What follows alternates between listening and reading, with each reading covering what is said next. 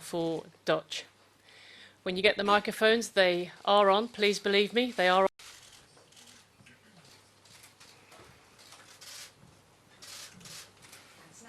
BBC News, question in English. Gareth, you used the word harmony a lot after the game on Sunday. How do you ensure the happiness of players who haven't yet touched a ball in the tournament versus the momentum that you're clearly building here?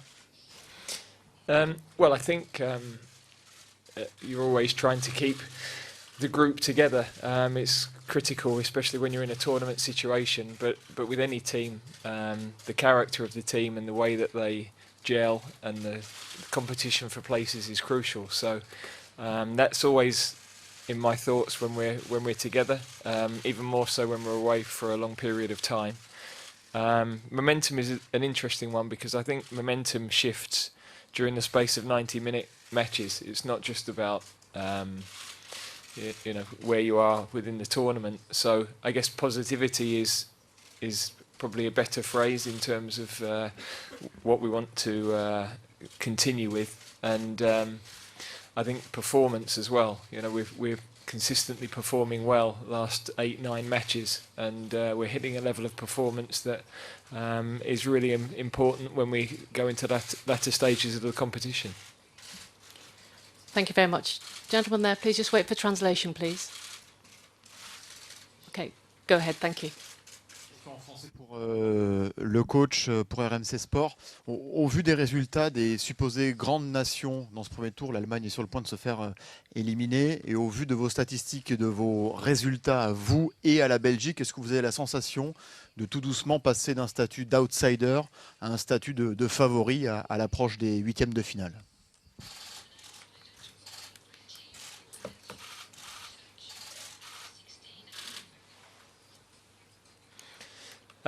Well, we're really pleased with the way that we've played, but we are still a team that have a lot of improvement. We're going to face tougher challenges in the next few games, and we're at the moment can't consider ourselves a top team until we start to beat some of those top teams. So in the last few months we've had good performances against Brazil and Germany and Italy. Our last defeat was away in France, which was a game we learned a lot from. So we're really pleased that we had those matches. I think we've needed to test ourselves against the very best. But we still are a team that have a hunger to keep improving. And we're playing with a lot of confidence, which is important. Thank you very much. Go to goal.com there, please. Just wait for the translation. Go ahead, please. Ronan Murphy, goal.com in English. This question is for the player. It kind of follows on from Gareth's question. Frank Lampard has claimed that this England side can win the World Cup. Is that something that the players have discussed in the camp, or is it something you're considering? No, it's nothing that we have discussed. We're focusing purely, I think, on one game at a time. I think that's the best way to look at football always in a tournament or at any level, is to just focus on one game at a time, because if you look too far ahead you can get in trouble in football. So I think the best thing for us to do is just focus one game at a time, and I think that's what we're doing. Thank you. At the front here, please. It's coming. Just 1 second. Okay. Andy Dunn from the Daily Mirror in English. Eric, having been quite a key member of Gareth's setup in the side, how disappointing was it not to be in the starting line of both the first games? And can you give us an insight into the mindset of the players who haven't played yet, and it's been such a long time in camp? Yeah, obviously, not just myself. Every player, the 12 players that aren't playing, it's only natural that we want to play. That's normal. That's one of the reasons why we get to where we do, is because we're competitive. We have a competitive nature like that, and we want to play in every game. Obviously, that's not possible in football, and I think we've all been around long enough to know that that's the case, and we have to respect that. We have to keep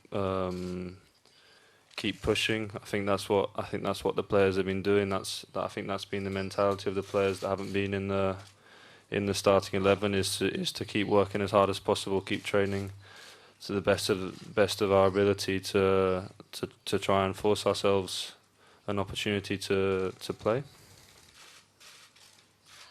Okay, if we could just take a pause and maybe ask our photographers if they wouldn't mind just leaving so we can carry on, and then we'll carry on with the gentleman there.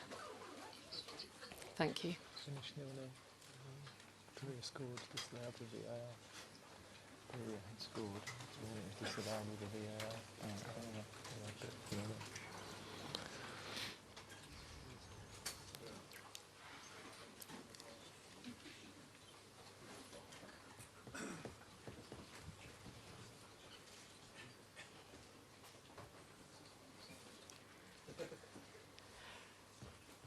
Thank you very much for your patience. Carry on, please. Добрый день, Михаил Яновский, газета «Комсомольская правда», город Калининград. Мы узнали, что сегодня Дэвид Бекхэм пролетел в Калининград. Насколько он вам поможет в предстоящей игре? Будет ли он общаться с командой? Насколько для вас это важно его присутствие?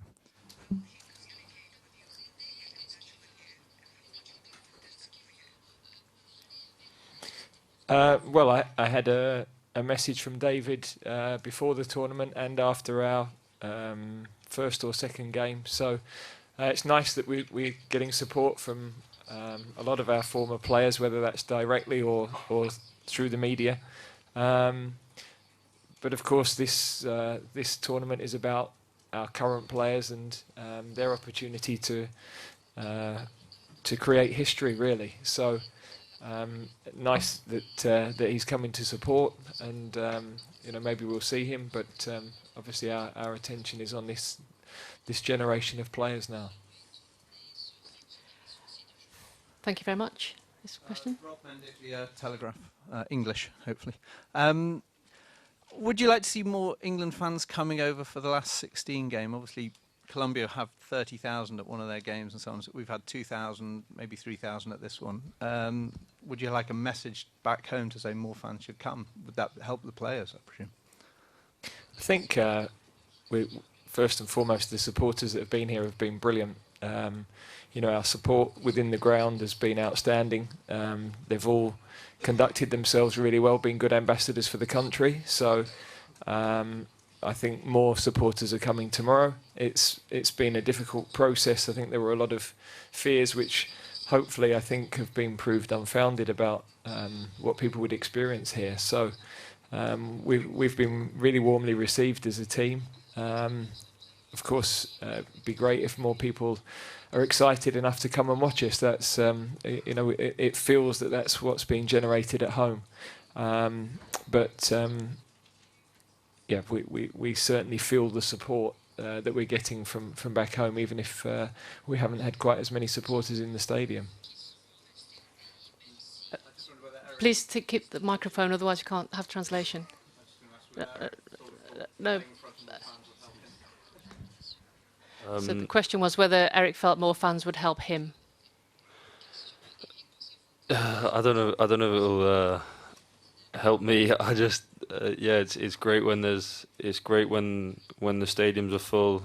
Even better if they're full of English fans. Obviously I think the better this team does, and the further we can go, the more fans will hopefully make the journey out here to support us. But as the manager said, we nowadays with technology, we've seen how the supporters have been.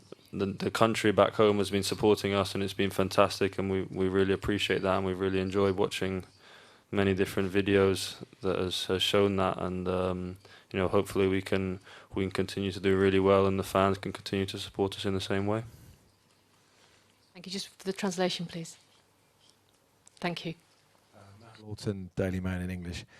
Gareth, in the past you've described Eric as someone who's very good tactically, understands the game, and you've even described him as a sounding board. Can he have a little bit of hope that as the tournament progresses and you face better teams, that he might become a bigger part of your plans? He's always a big part of our plans. It's one of the reasons I've asked him to be here today, because he's a really intelligent player, tactically very, very aware. He is a crucial part of our squad, has been right the way through this journey, and his mentality when we talked about not starting the games was all about, playing his way into the tournament, supporting the team at the right times, recognising that he's going to have a part to play. So there's a real maturity about him as a professional, and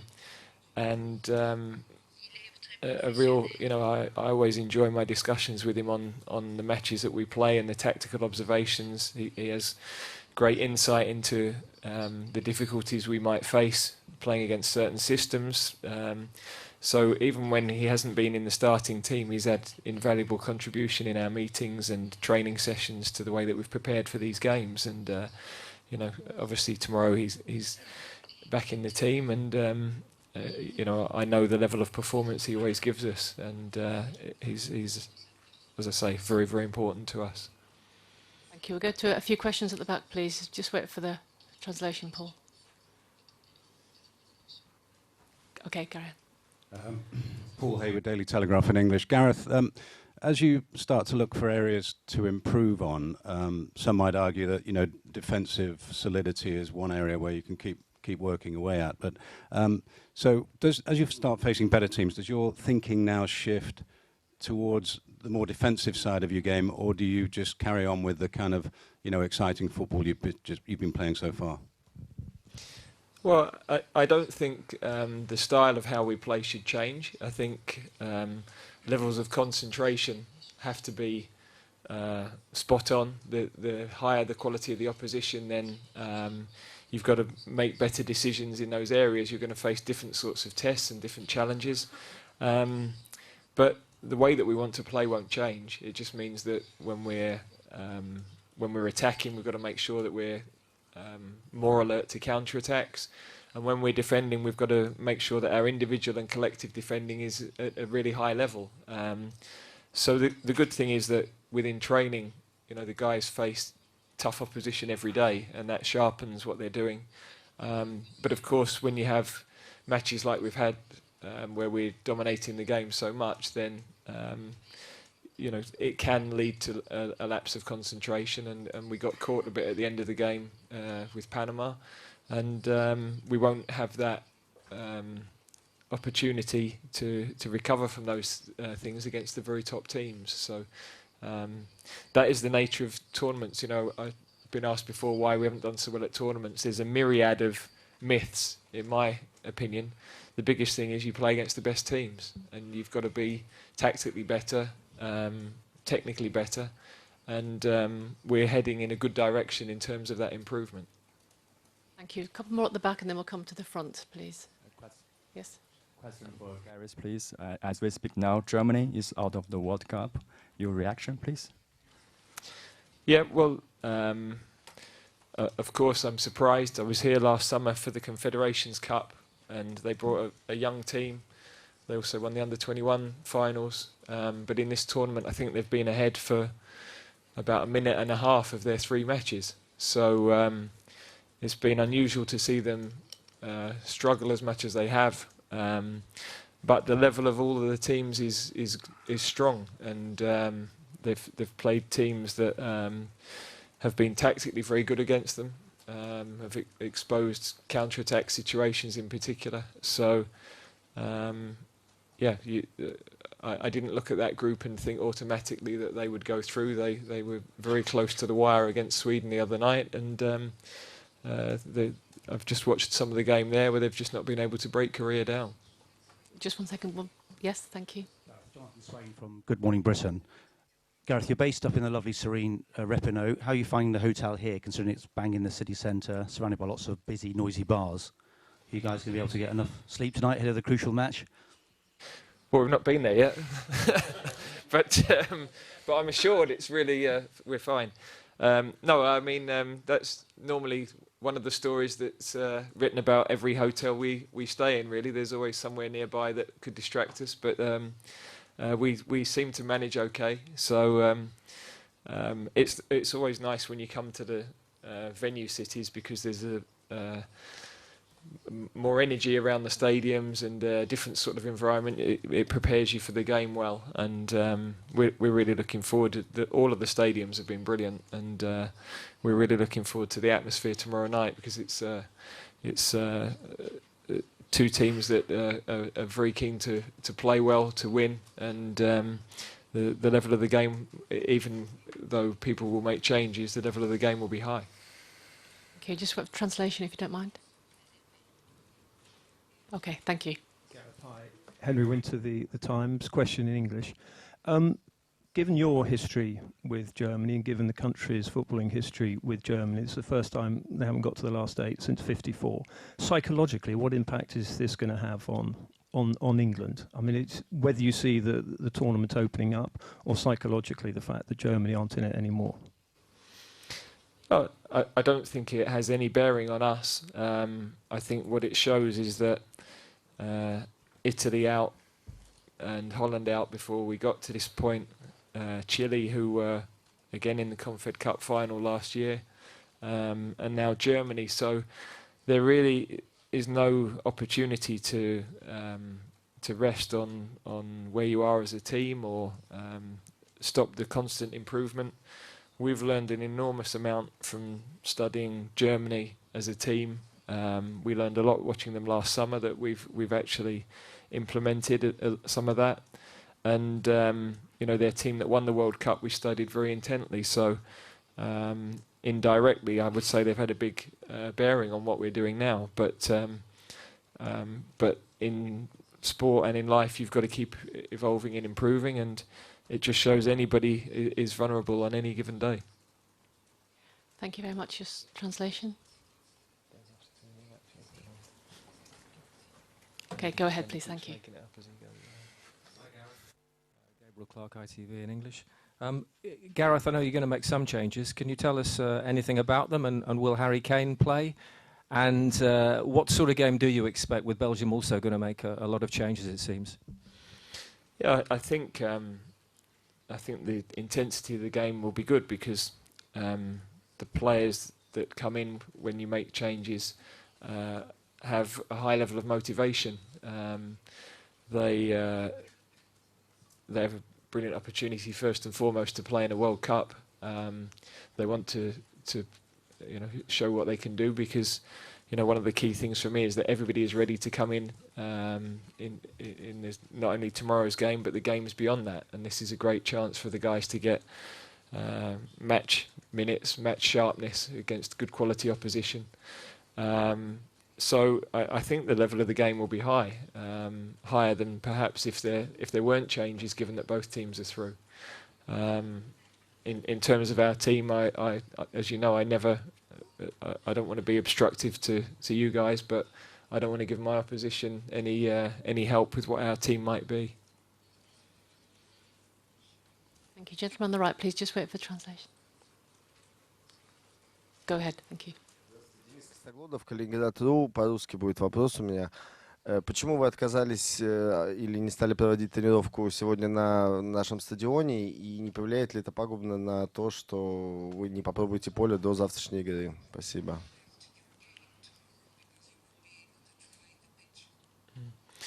No, I was asked the same question in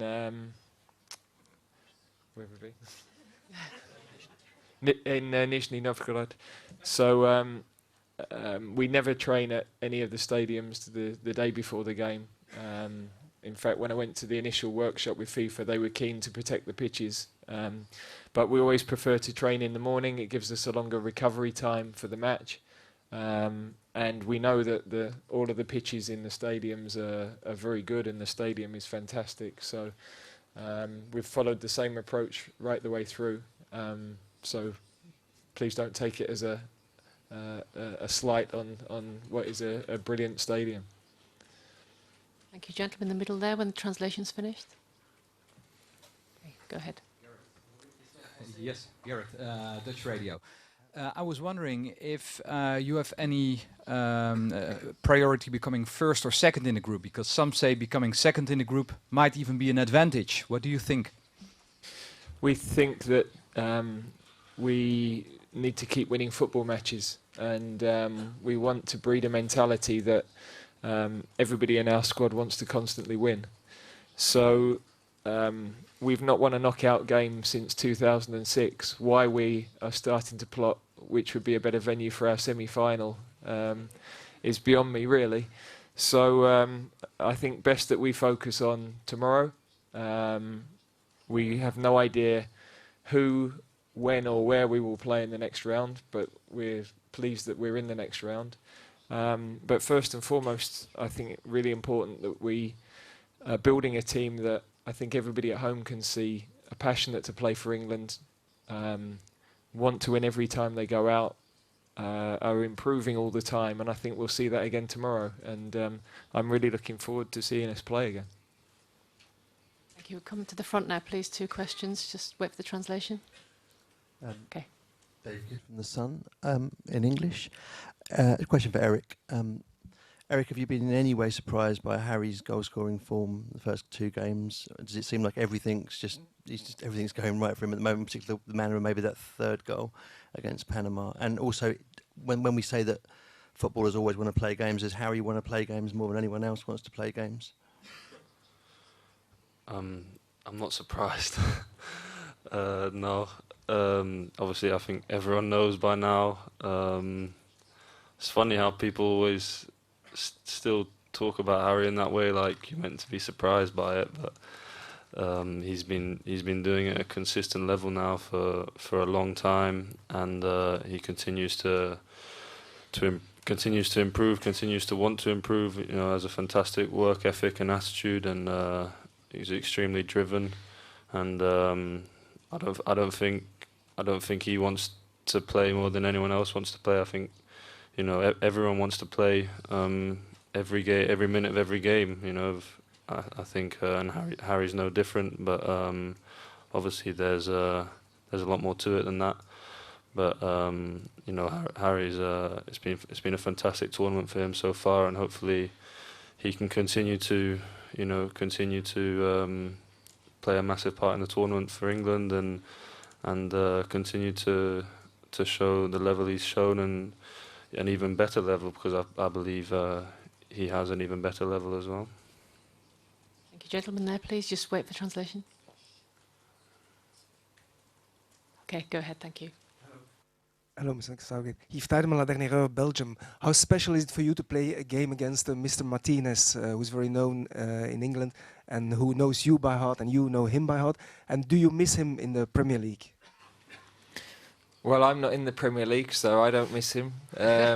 But he's a really good guy. I've got to know him pretty well over a number of years. Him and I did one of my coaching courses with Graham Jones, who's his assistant, so I know Graham very well as well. So I'm pleased that tomorrow we're not sitting on the touchline and one of the teams could be going home. That's I think both of us are pleased about that. But he's doing an excellent job with Belgium. You know, it's a very talented group of players, and is a big moment for them and for you as a country, I know.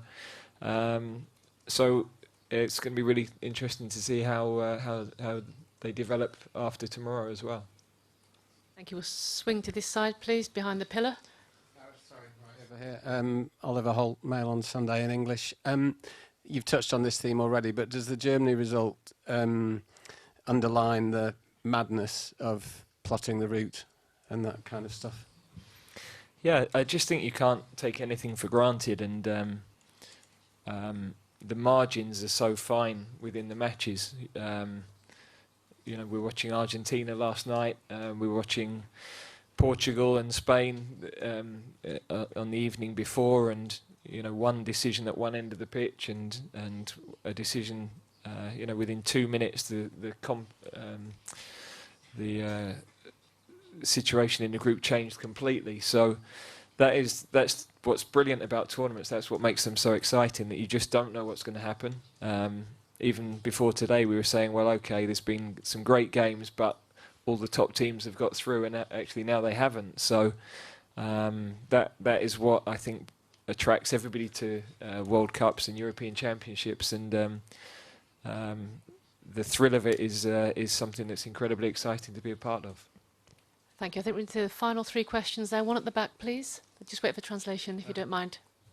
Just a second. Okay, thank you. I'm Rob from Global Brazil. Question for Gareth. Did you or will you have any conversation with your players about the red cards or yellow cards, because it can be decisive tomorrow?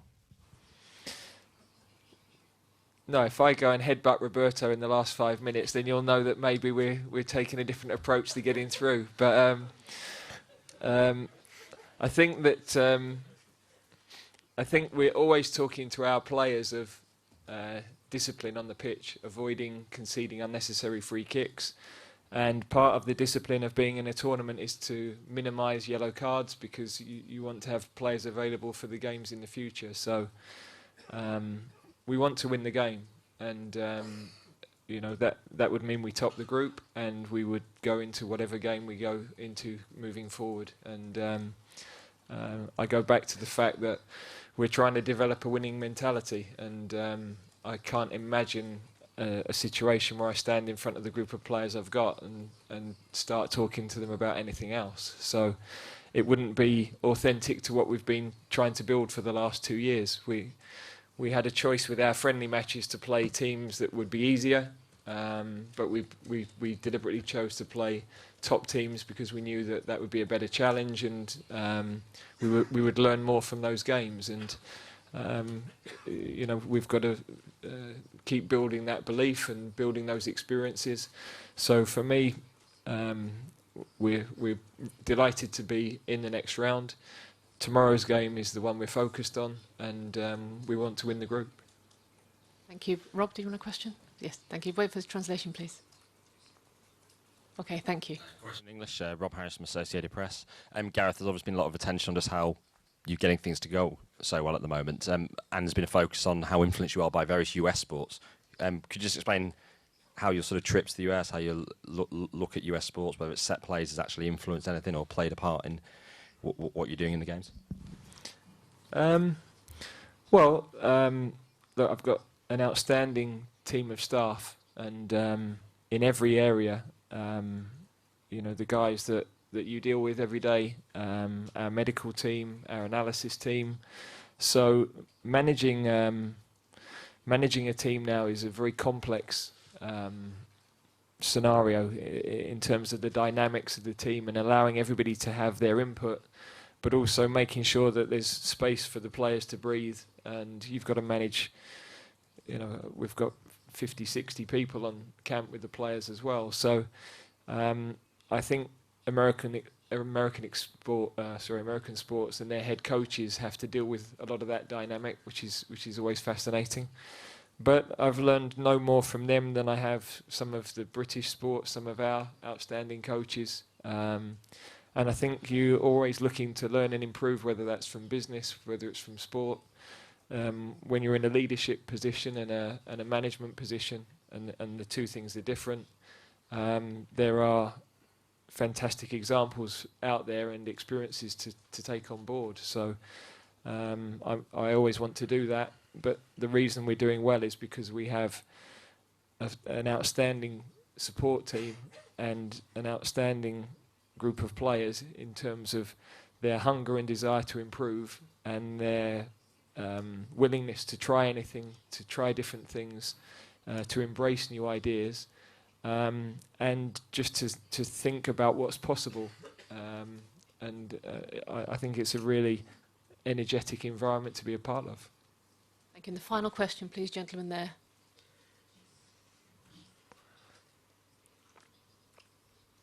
Go ahead, thank you. Алексей Кудинов, телеканал «Россия». Вопрос на русском и к игроку, и к тренеру.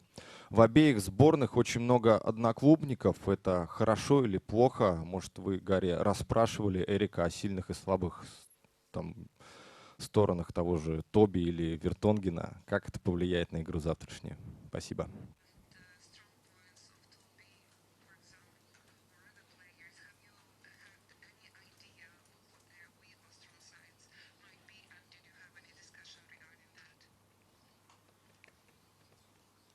Me?